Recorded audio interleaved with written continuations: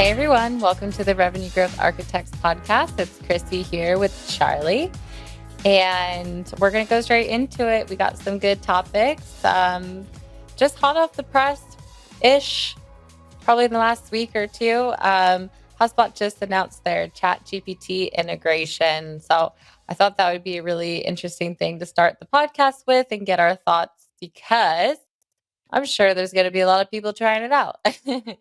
And before you hook up ChatGPT to your CRM or market automation platform full of sensitive company information, you should probably think about how you're best going to use it and if it's worthwhile and what makes sense. So, what are your thoughts, Charlie? I know we have some clients who are already interested in starting to use it. So, yeah, what do you think people should know before they try it out? I think there's a nice image made by Tom Fishburne, which we'll throw up on the screen right now. This was my first thought. So for those who are just listening, it's a cartoon strip. You've probably seen these cartoons. They've been around forever.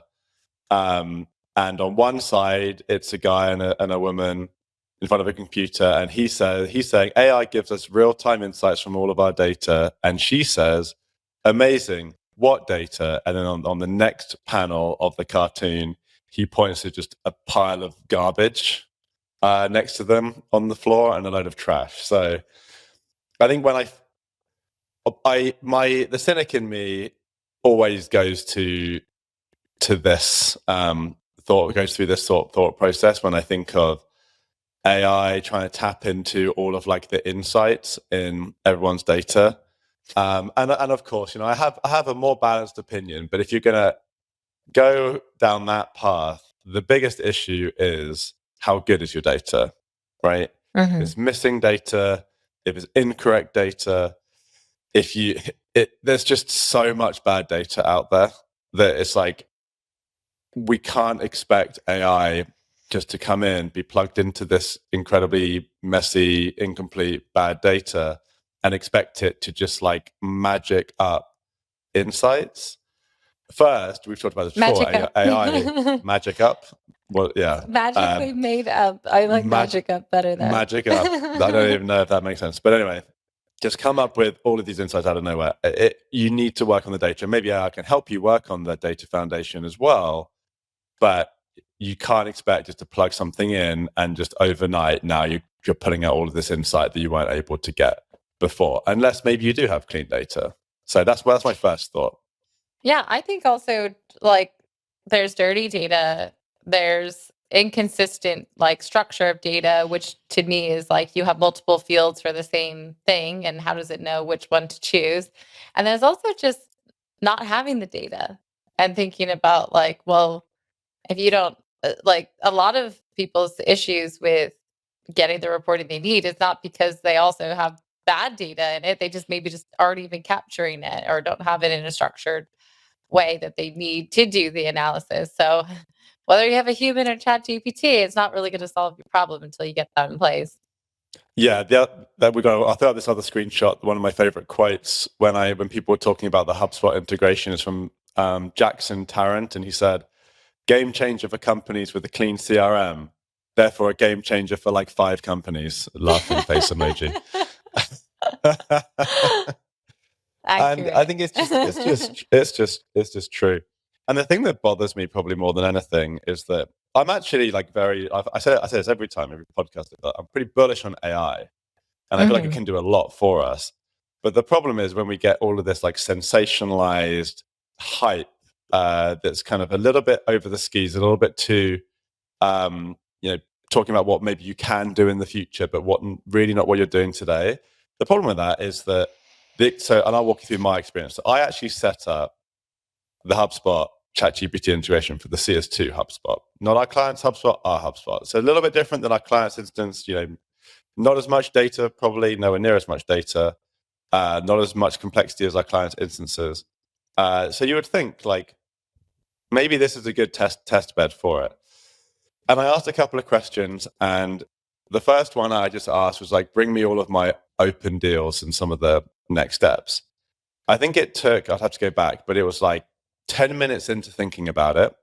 It was going around and you can see it thinking. So it's going around and like kind of trying different things, putting data different ways. At one point, it even said, I am booking a meeting. And I was like, what does it even mean by I am booking a meeting? It can't do actions, but it said like, I am booking a meeting.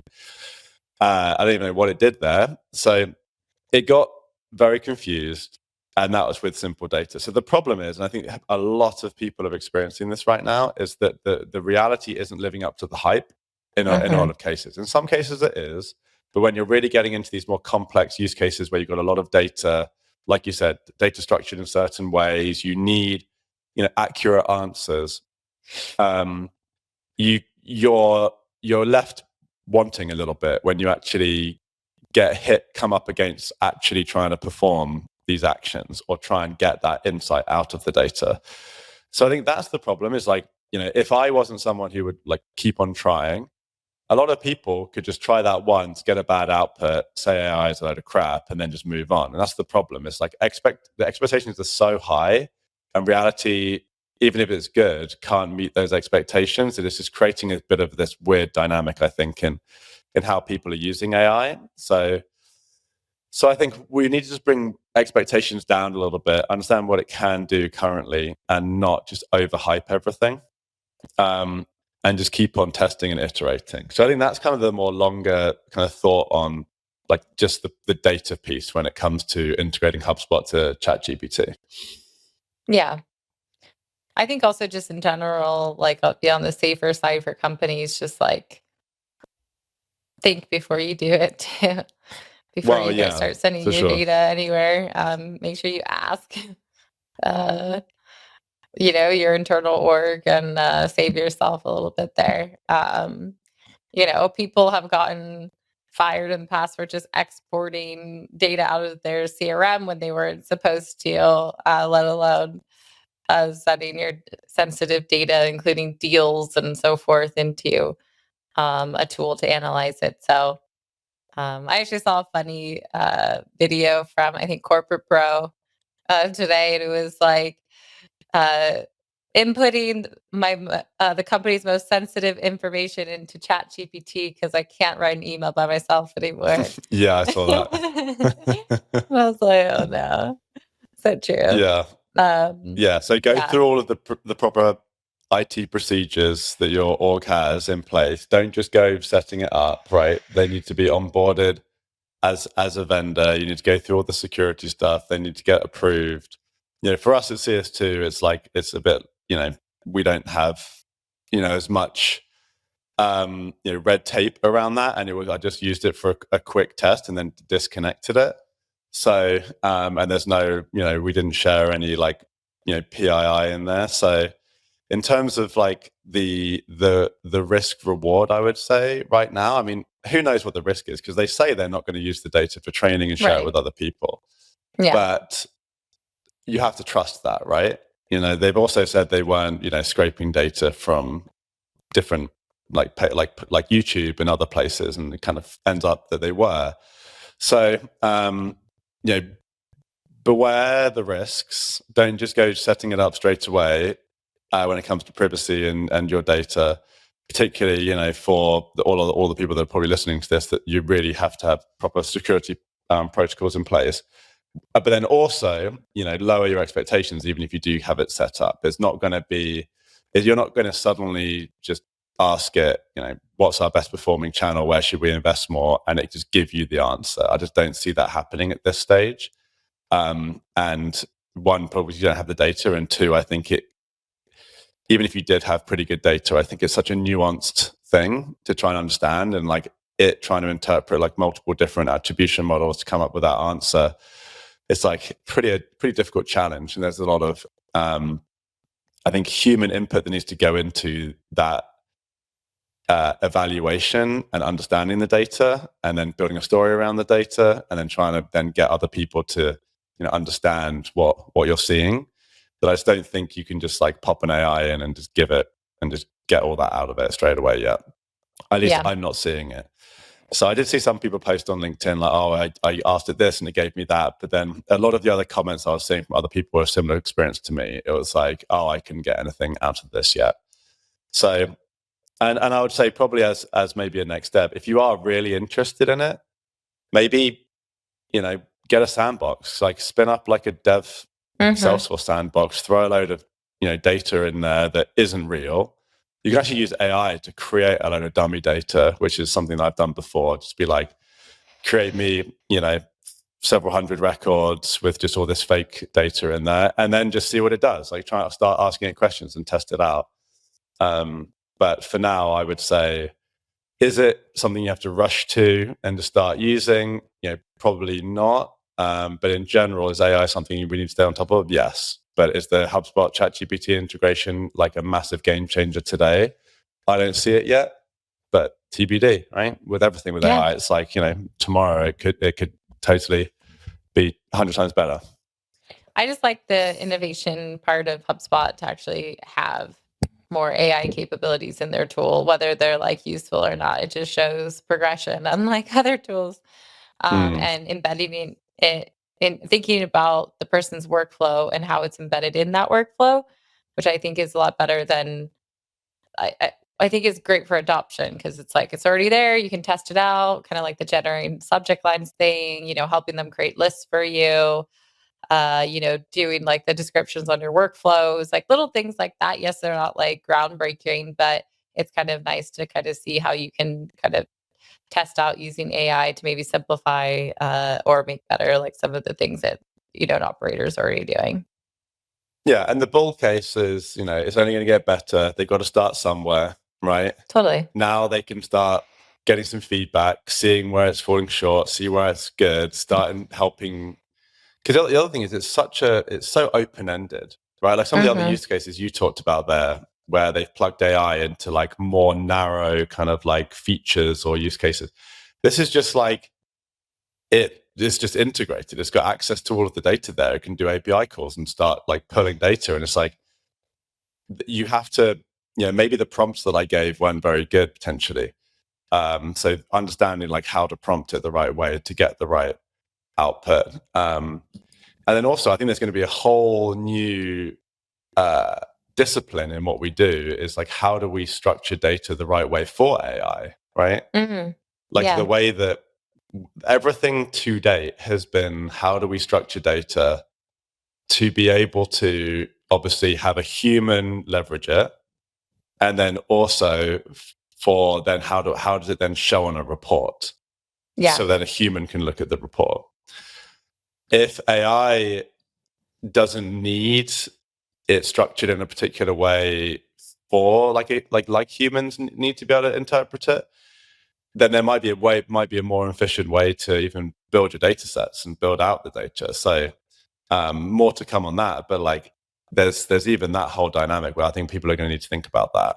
And so right now it's like, are we even doing the right thing by just plugging AI into data that we've structured for humans in a particular way, right? It's like, no wonder maybe it struggles there. So yeah, something that probably need to think about a bit more, but I think that we're still just so early with it all. Yeah, definitely. Early days.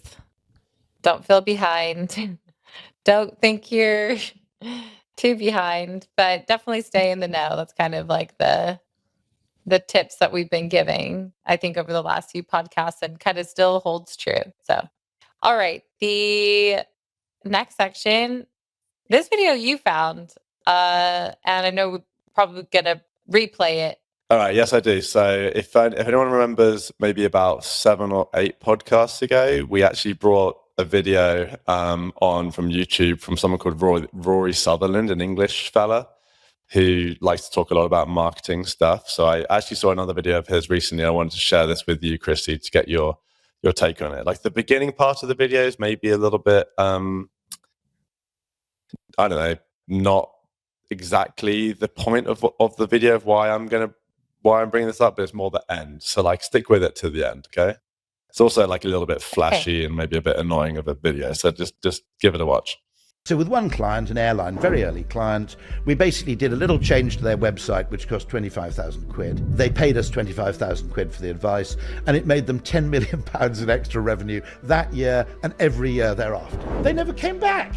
Okay, maybe it's because actually that whenever anything spectacular happens, the finance people or the logistics people just claim all the credit. Because the marketers never really get the credit, do they, for a breakthrough? I would argue that marketing is a casino with pretty good odds, but it's still a casino. You know when the finance director becomes the CEO? Yes. It's always that little death rattle for a business, Yes. right? And that's because finance people are deterministic and they adore predictability. Fundamentally, the job of the CEO is you have to accept that business is probabilistic. I kind of want to know what change they did to the website that made them $10 billion. The other thing, if anyone wants to know, quid is pounds, British pounds. If anyone didn't know that. Which is kind of a dollar. Well, it's the Ish. equivalent, yes. But like, you know, if people are like, what the hell's he talking about? Like 2 million quid? What is a quid? Squid? Squid? 2 million squid? So what do you think? Are finance people too deterministic? I not all of them, but I think most of them. I think so many times when we've brought like finance people into the fold, they're always just so focused on ROI. And I think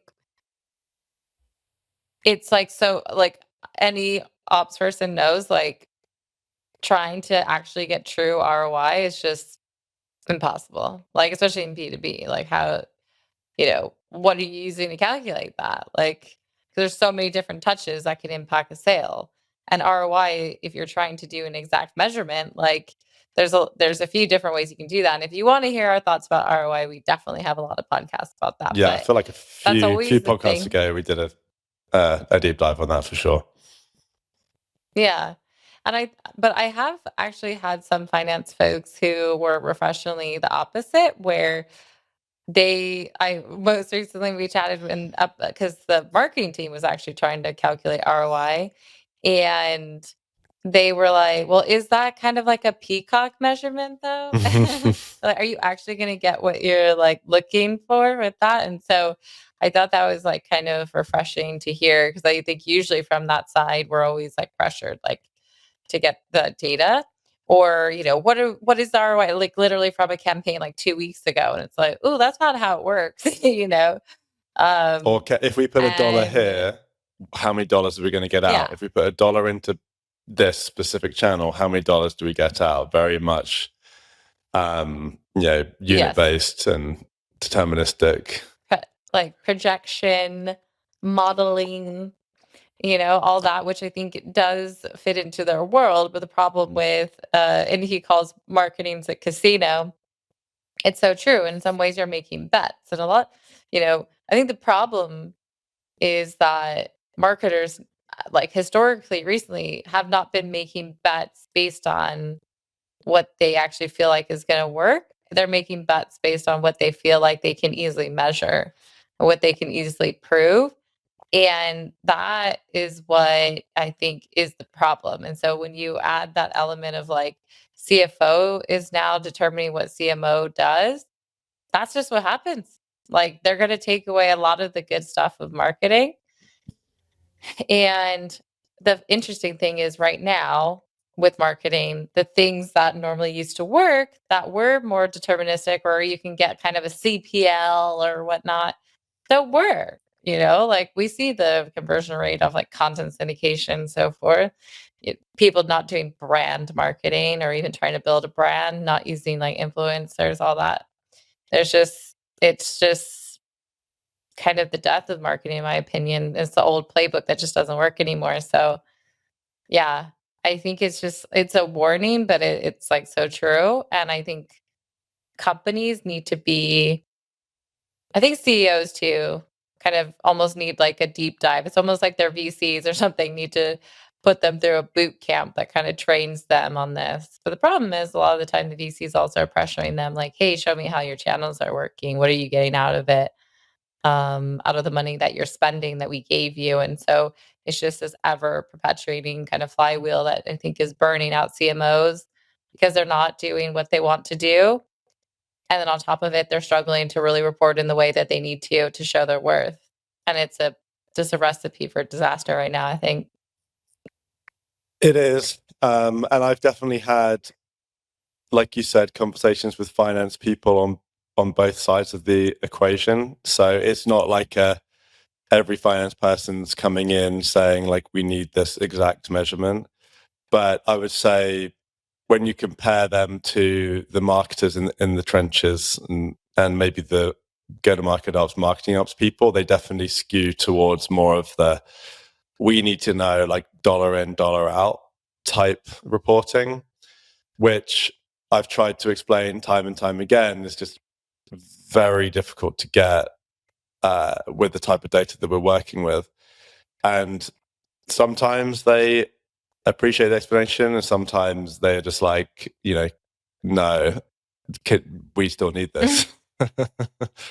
And the problem is, like you said, when you take that to its extreme, your marketing actually gets worse, right? Because so many of the actual best channels or tactics or marketing activities are the ones that are the hardest to track and therefore are the hardest to show like true ROI or we spent X amount of money on this. Here is all of the pipeline that came from that.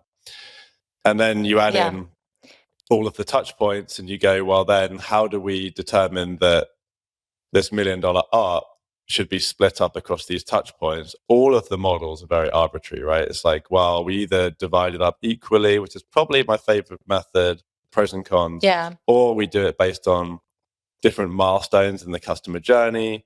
But then that has massive issues like W shape, which is like, well, who cares that they did that email click before the opportunity was created? That shouldn't get 30% of the deal.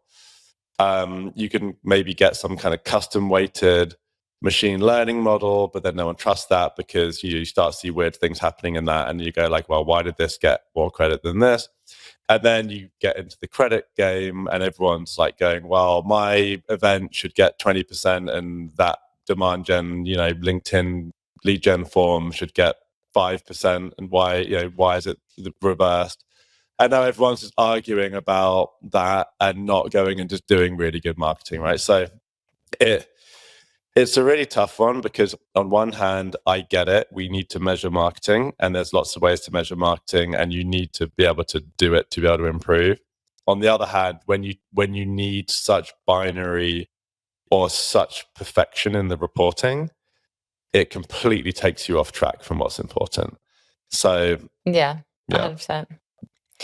I think the telling sign too is kind of, one of the pioneers of that like messaging, like John Miller, like when I was at Marketo, he had his little narrative around if CMOs want to see at the table, you have to bring this data, you need to talk about ROI, da da da. But it was a very much different world back then. Like people were willing to fill out forms for anything. You want a data sheet, fill out a form. You go to an event, I'll scan your badge. It was very much like black and white at the time. And so you could literally like track your dollar to that person so easily and still do quote unquote good marketing. But now he's even come forward and it's like that doesn't work anymore. And then our ways of trying to do this measurement to prove our marketing doesn't work. He even used the improve not prove statement like you said on LinkedIn, which is what we talk about a lot. So just seeing that evolution of someone who once touted one thing and is now saying the other just proves like we all need to reframe and change our mindset. 100%. Well, all right. Was that it? I think that's it. That's our show. And we do have to run to another call in a minute. So for everyone, if you end up trying out ChatGPT, also for listeners, one thing that I don't give enough kind of shout out is we do have a newsletter that we write weekly with net new content. So if you're enjoying our podcast, you have been for a long time, and you're not a newsletter subscriber, go to cs2marketing.com and click to our resources, and there's a sign up for our newsletter, or just shout us, reply, send a note to us on LinkedIn. I'll make sure you get added. And Chrissy won't big herself up, but she does the newsletter every week. And in there is always a post that doesn't really get shared anywhere else, like a dedicated post for the newsletter, plus some other things. And it's always top quality. Some of our best content, or CS2's best content, is in that newsletter. So if you haven't signed up, you should, and get direct access to all of Chrissy's thoughts. So I I'm biased, of course, but it's my favorite newsletter. And I honestly get a lot out of it.